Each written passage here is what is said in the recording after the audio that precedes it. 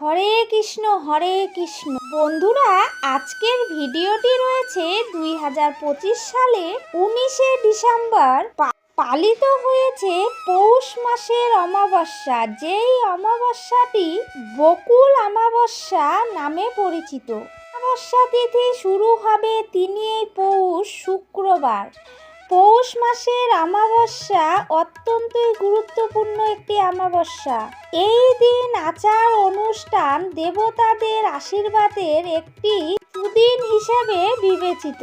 এই দিনটি পূর্বপুরুষদের সম্মান ও তাদের আশীর্বাদ কামনার জন্য উৎসর্গকৃত।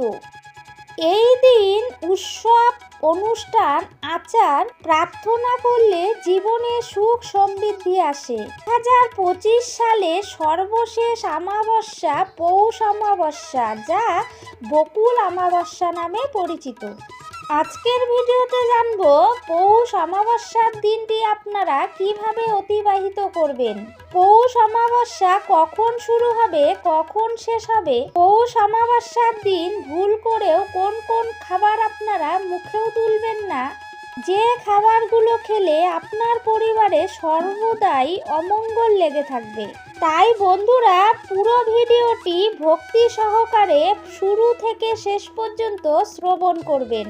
চ্যানেলে নতুন থাকলে প্লিজ দয়া করে আমার চ্যানেলটিকে সাবস্ক্রাইব করে পাশে থাকবেন। পাশে থাকা নোটিফিকেশান অল করে রাখলেই যখনই আমি নতুন নতুন ভিডিও আপলোড দেব আপনাদের কাছে খুব সহজেই পৌঁছে যাবে।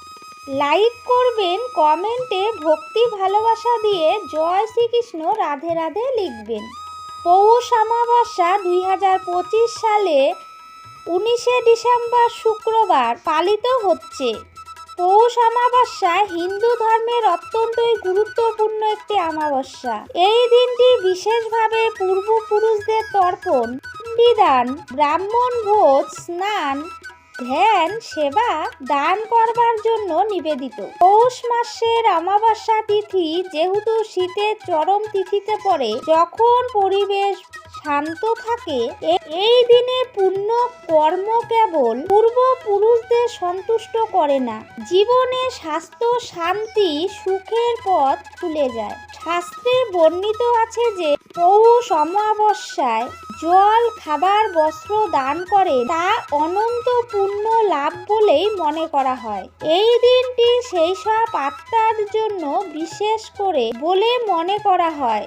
এই দিনে আপনারা সাত্ত্বিক কর্ম দান যদি করতে পারেন, তাহলে পূর্বপুরুষদের সমস্ত রকম পাপ শান্ত হয়ে যায়, ঘরে সুখ শান্তি সমৃদ্ধি বিরাজ করে।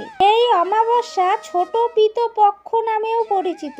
তর্পণ দান করা সবচেয়ে ফলপ্রদ ও শুভ বলে মনে করা হয়। এই দিন দরিদ্র অভাবীদের বস্ত্র দান করলে অজানা পাপ থেকে মুক্ত হওয়া যায়। পৌষ অমাবস্যায় করা পুজো এবং দান জীবনের সংগ্রামকে মুখ্য আনতে সহায়তা করে। এই পৌষ অমাবস্যার ভোরে আপনাদের সকাল সকাল ঘুম থেকে উঠে স্নান করে নিতে হবে। এই দিনে পবিত্র নদীতে স্নান করার রীতি রয়েছে। এই দিনে পবিত্র হয়ে পরিষ্কার পরিচ্ছন্ন বস্ত্র পরার নিয়ম রয়েছে।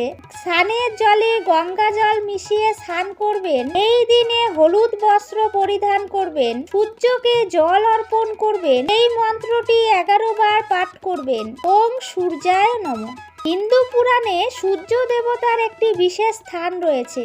পৌষ অমাবস্যার দিন এই দেবতার পুজো অত্যন্ত শুভ বলে মনে করা হয়। একটি তামার পাত্রে জল, সিঁদুর, লাল ফুল, চালের দানা ভরে তারপর সূর্য দেবতাকে আপনারা জল অর্পণ করবেন।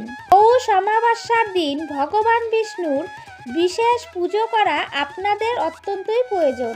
আপনি উপবাস যদি করেন তাহলে আপনি তার কাছে প্রার্থনা করতে পারেন। হলুদ ফুল, পোশাক, নৈবেদ্য উৎসর্গ করতে পারেন। অমাবস্যার দিন পিপল গাছে জল নিবেদন করলে আশীর্বাদ এবং সৌভাগ্য ফেরে বলেই বিশ্বাস করা হয়। সমস্ত রকম আচার অনুষ্ঠান পুজো করার পরে পূর্বপুরুষদের কাছে প্রার্থনা জানাতে ভুলবেন না। তাদের কাছে খাবার, জল এবং প্রার্থনা অর্পণ করুন, তাদের আশীর্বাদ কামনা করুন। এই অমাবস্যার উপবাস শুভ বলেই মনে করা হয়। এই দিনে ভগবান শ্রী বিষ্ণুর পুজো করলে আশীর্বাদ পাওয়া যায়। পিপল গাছে সর্ষের তেল দিয়ে প্রদীপ জ্বালানো শুভ বলে মনে করা হয়। অমাবস্যার দিন পুরুষদের উদ্দেশ্যে দান করলে আশীর্বাদ ভরে আসে। অমাবস্যার দিন কোনো শুভ কাজ করা উচিত নয়। এই দিনে তুলসী পাতা ছিঁড়বেন না বা বট গাছ ছিঁড়বেন না। এই দিনে মাছ, মাংস, ডিম, পেঁয়াজ, রসুন খাবেন না। আমিষ খাবার এড়িয়ে চলবেন। এই দিন আপনারা ঝগড়াঝাটি, অশান্তি, কলহ করবেন না।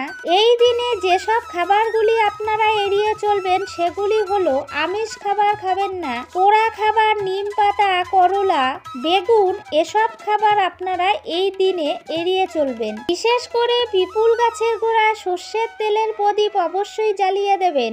তার চারপাশে 7 বার পরিক্রমা করবেন।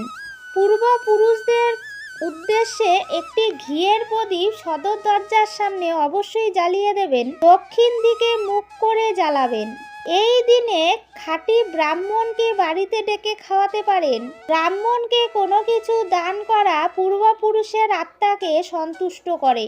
যদি পরিবারে পিতৃদোষের কষ্টের উপর দিয়ে যাচ্ছে তাহলে শুভ ফল পেতে পৌষ অমাবস্যার দিন নীলকণ্ঠ পাঠ করা উচিত। এতে পিতৃদোষের অশুভ প্রভাব কমে যায়। পৌষ অমাবস্যার দিন শনি দোষের থেকে মুক্ত হতে কাঁচা দুধ ও দই শিবকে অভিষেক করা উচিত। কথিত আছে এই প্রতিকার মেনে চললে সুখ, সৌভাগ্য এবং সম্পদ উত্তম হতে পারে। অমাবস্যার দিন ময়দার ছোট ছোট বল বানিয়ে পুকুরের মাছকে খাওয়াবেন। এই শুভ দিনটিতে অন্যের বাড়িতে খাবার আপনারা খাবেন না। কারো কাছ থেকে খাদ্য সামগ্রী ধার নেবেন না। অমাবস্যার দিন পূর্বপুরুষেরা যে কোনো রূপেই বাড়িতে আসতে পারে। এই বাড়িতে অতিথি এলে অসম্মান করবেন না। এই দিন কোনো রকম ভাবেই পশু পাখিদের বিরক্ত করবেন না। অমাবস্যার দিন নির্জন স্থানে একা ভ্রমণ করবেন না। এই বিষয়টি আপনারা মাথায় রাখবেন। এই 3 পৌষ শুক্রবার অমাবস্যা তিথি শুরু হচ্ছে। আপনারা ভক্তি সহকারে এই অমাবস্যা তিথি পালন করুন। আপনাদের জীবন সুখ এবং মঙ্গলময় হবে। এই ছিল আজকের ভিডিওটি ভালো লাগলে লাইক, কমেন্ট, শেয়ার করবেন। সবাই ভালো থাকবেন, সুস্থ থাকবেন। সবাইকে অনেক অনেক ভালোবাসা ও ধন্যবাদ জানিয়ে আজকের ভিডিওটি শেষ করছি। জয় শ্রীকৃষ্ণ, রাধে রাধে।